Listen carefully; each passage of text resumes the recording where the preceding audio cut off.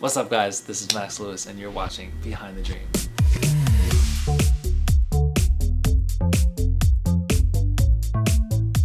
What's up guys, my name is Max. I'm in LA, but I'm really kind of a nomad. I'm like always traveling. Like I'm never in one place for more than like a couple months. So LA, Miami, New York, Hawaii are kind of my home bases.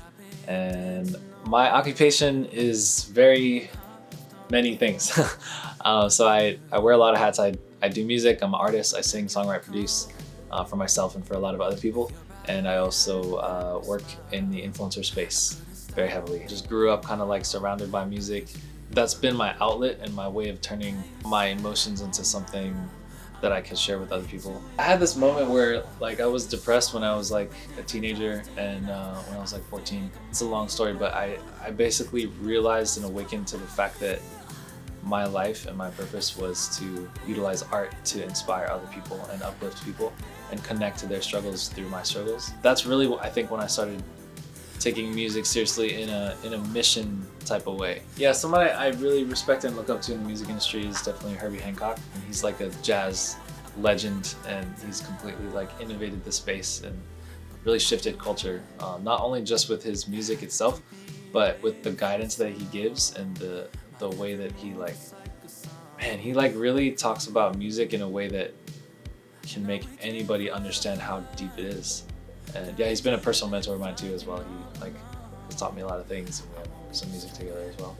Me and Herbie are both, we both practice Buddhism and chant and basically connected over music, and we're able to make a song together that's gonna drop eventually.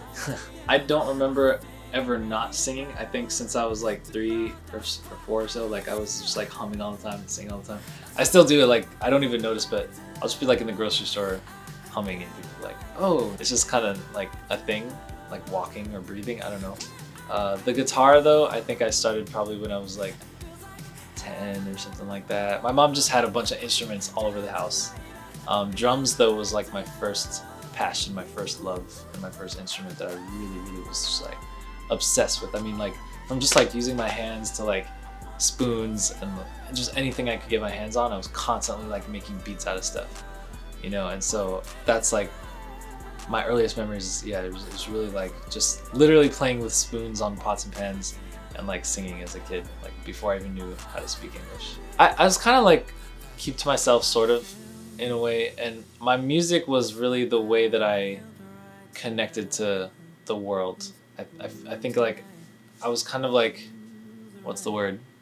Like my mom was a single parent and she was very like busy working all the time, and I wasn't really allowed to like leave the house very much. So I had a pretty strict mom. I wasn't allowed to do a lot of stuff. So I was always at home by myself with just musical instruments. So like that was kind of like my friends at that age, was like my guitars and stuff like that, or my mom's guitars.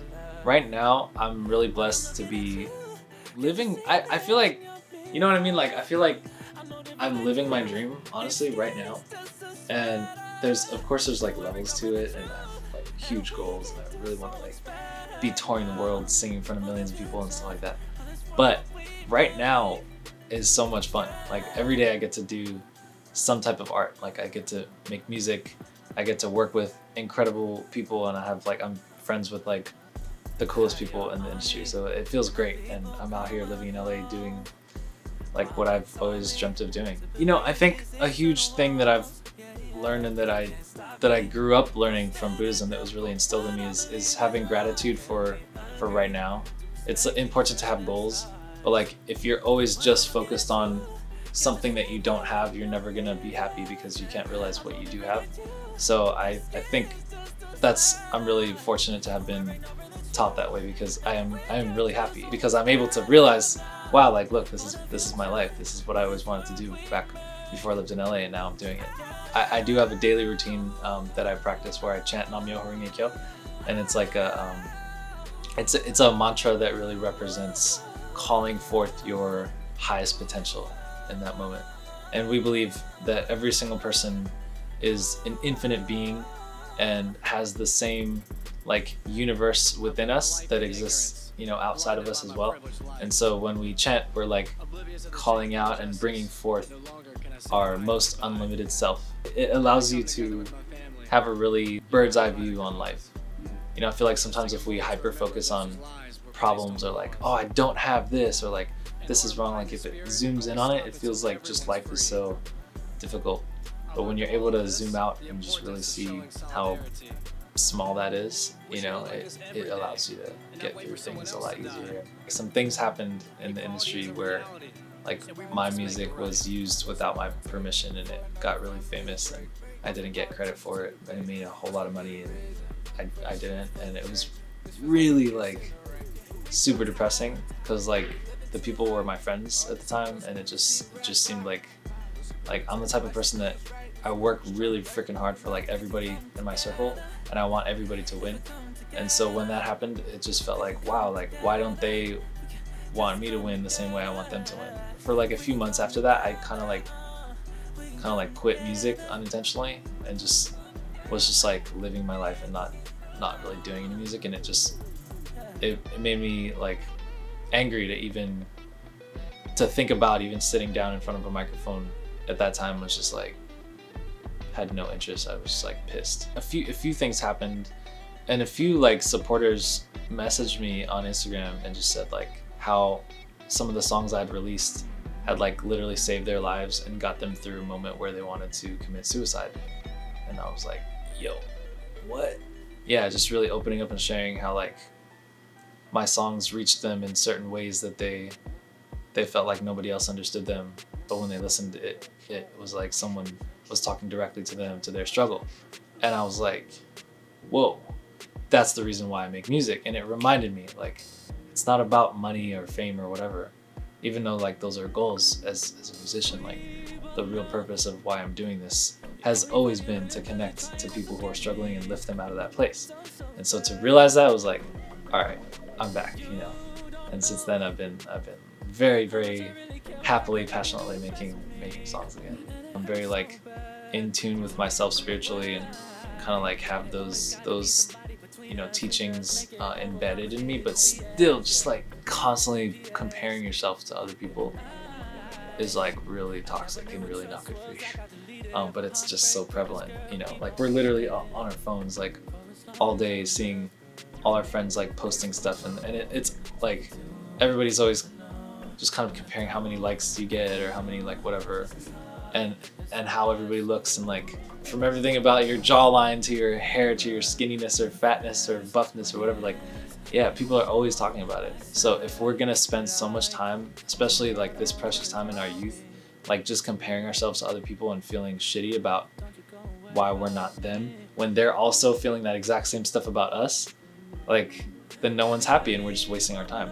I think in that specific situation, I had to realize that, especially when I said like that person messaged me, it really made me realize like, wow, maybe this person's making a bunch of money, but their music isn't encouraging anybody. If something you write actually lifts somebody out of depression, that to me is like worth more than any amount of money. The way that I'm able to get through it is again focusing on gratitude and what I do have and being appreciative rather than like wanting more all the time, just like trying to climb this ladder of whatever. It really does like affect other people too. Everybody that people see on social media that like I'm talking about like the biggest creators or whatever, like people think are so like perfect and happy all the time. When you actually hang out with them, you just realize that they're just human beings like you. And when you actually see them for them and talk to them as people rather than like what you expect them to be, you realize that some of them are very lonely too, because they're only like viewed for what the perception of them is rather than who they actually are on the inside. I think it's really important to build a community of people who are gonna like be there for you no matter what, not depending on if your career goes like this or like that, you know, because like that's something that just happens, that's just part of life. But like finding those true friends in like the heart, that's like how you really know. Yeah, I feel like that's how you really have like a good community. You know, the Dreamr app is really dope because it's a social media app that's designed specifically for connecting with people based on your dreams, not just like connecting with people based off of like what you look like or like how many followers you have or anything like that, but specifically like, what can I do for you? Like, how can I help you? That's the vibe that I feel on that app. It's like other people that you meet on there are like, I want to help you. And if everybody has the attitude of like, I want to help you, then we're all helping each other. I think that's the kind of community I want to build, and that's why I love, you know, Dreamr community.